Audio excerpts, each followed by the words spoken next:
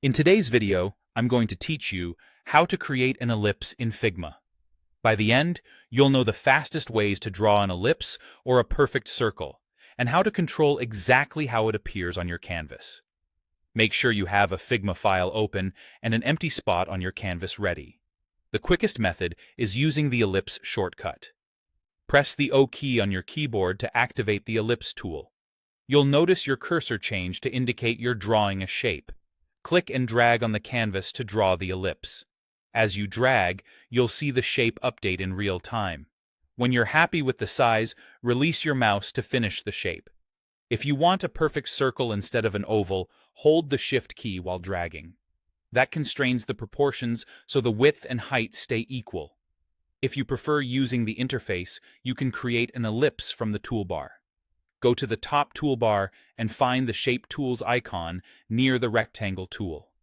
Click it, then choose Ellipse from the dropdown. Now click and drag on the canvas to create your ellipse, just like before. This method is great if you're already working with the other shape tools and want to stay in the flow of the UI. There's also a fast, search-driven approach using quick actions. On Windows, press Ctrl+// to open quick actions. Type ellipse, then press Enter. Your cursor will be ready, and you can click on the canvas to place the shape and drag to the size you need. This is handy if you like keeping your hands on the keyboard and jumping between commands quickly. A few useful shortcuts will make you even more precise. The O key instantly activates the ellipse tool at any time. Holding Shift while you drag creates a perfect circle. And if you want to draw outward from the center point instead of from a corner, hold Alt as you drag. On Mac, that's the Option key.